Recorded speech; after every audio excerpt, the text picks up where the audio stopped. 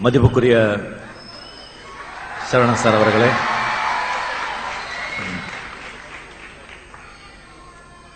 என்னுடைய அன்பான மதிப்புக்குரிய சகோதரர் பாலசுப்ரமணியம் அவர்களே, சகோதரர் கங்கை அமரன் அவர்களே, மிஸ்டர் அண்ட் மிஸ்ஸஸ் குஹன் அவர்களே, எஸ்பி முத்துராமன் அவர்களே, மாணவர்களே, மாணவியர்களே, தகப்பனார்களே, ஃப்ரெண்ட்ஸ், ரசிகர்களே, எல்லாருக்கும்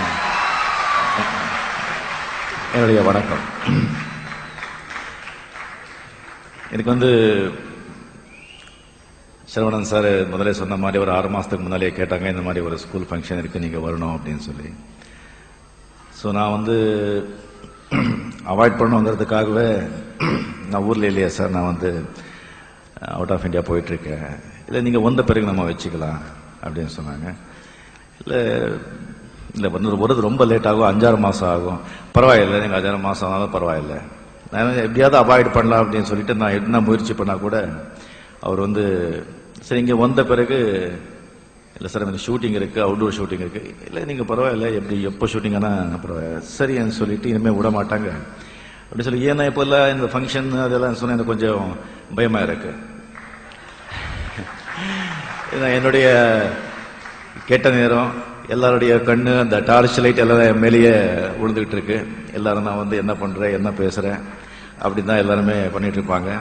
என்ன பண்றது, எனக்கு உண்மையை பேசி பழக்கமாயிடுச்சு. சரி ஏதாவது பேசிடுவேன், சரி போய் பேச ஆரம்பிக்கலாம் அப்படின்னு சொன்னா இது வரைக்கும் உண்மையை பேசிட்டோம், இன்னும் வாழ்றதுக்கு இன்னும் கொஞ்ச நாள், இனிமே அதுல எதுக்கு நம்ம போய் சொல்லணும் அப்படின்னு சொல்லி.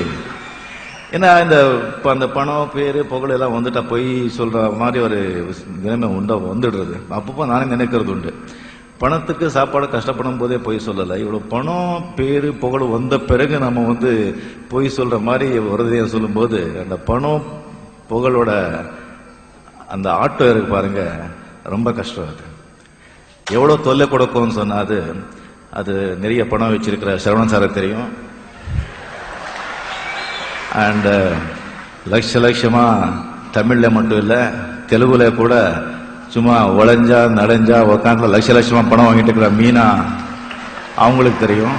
மீனா கூட தெரியாது, மீனாவோட அப்பாவுக்கு தெரியும். அதோட என்ன ரொம்ப ஜாஸ்தியான்னு சொன்னா நம்ம இந்த கங்கை அமரன் இருக்காரு.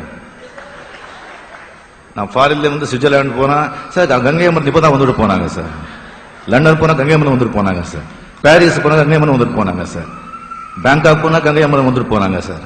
அவர் போகாத ஒரே இடம் மவுண்ட் எவரெஸ்ட் தான். எல்லா பவுண்ட்ஸ் டாலர்ஸாவே அங்க வச்சிருக்காங்க. அவங்களுக்கு தான் தெரியும் பணம் வந்தா எவ்வளவு ப்ராப்ளம்ஸ் இங்க சேர்ந்து வரும். எதுவுமே ஆகட்டும் அதிகமாச்சுன்னு சொன்னா கொஞ்சம் ப்ராப்ளம் தான். எனக்கு கங்கை அமரன் வரும்போது ஒண்ணு மட்டும் விஷயம் சொல்றேன், எங்க ரொம்ப நல்ல நண்பர், நல்லா ஃபீல் பண்றாங்க. பட் கங்கை அமரன் ஒண்ணு மட்டும் தெரிஞ்சுக்கணும், டைம் இஸ் வெரி ப்ரீஷியஸ். உலகத்தில் அடையவே முடியாதது 3 தான், ஒன்னு அப்பா, ஒன்னு அம்மா, இன்னொன்னு டைம். இந்த நேரம் இந்த நிமிஷம் மறுபடியும் வாழ்க்கையில நம்ம அடையவே முடியாது. யாரு நேரத்தை வீணாக்குறானோ அவன் வாழ்க்கையில முன்னேறவே மாட்டான். So time is like a diamond, is so precious. அதை கரெக்டா யார் யூஸ் பண்றாங்களோ அப்போ அவங்க வாழ்க்கையே நல்லா இருக்கும்.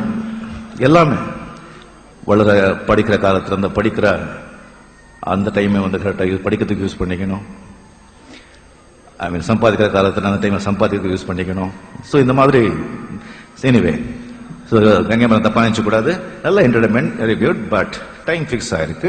அதுல திஸ் திங் பண்ணணும். செகண்ட் திங், ஸோ இவங்க சரவணன் சார் சொன்ன பிறகு நான் டெஃபரெண்டா வர்றேன். பட் என்ன பேசுறதுன்னு தெரியல. சினிமா ஃபங்க்ஷன்ல தான் பேசி எனக்கு பழக்கம். சினிமாவில் அது நடந்தது இது நடந்தது அப்படி எல்லாம் பேசலாம். இங்க ஒரு ஸ்கூல் ஃபங்க்ஷன், எல்லாம் படிச்சவங்க வந்திருக்கீங்க, நான் ஒரு படிக்காதவன், நான் இங்க என்ன பேசுறது